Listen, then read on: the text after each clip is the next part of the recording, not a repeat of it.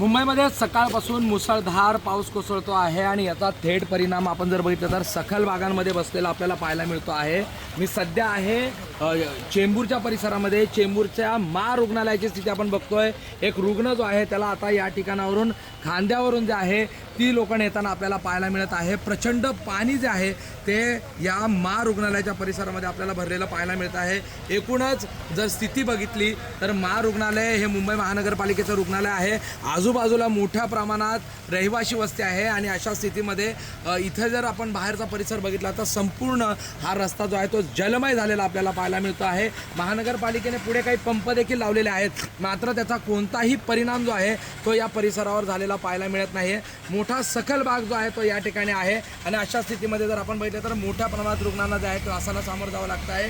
इथून जे रुग्ण शेकडोच्या संख्येने महारुग्णालयामध्ये नेहमी रुग्ण येत असतात आणि सध्या जर स्थिती बघितली तर सकाळपासून झालेल्या पावसामुळे प्रचंड पाणी जे आहे ते या सगळ्या परिसरामध्ये भरलेलं आहे।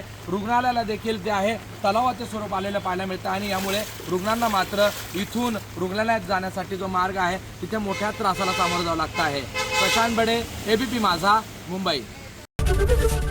एबीपी माझा, उघडा डोळे बघा नीट।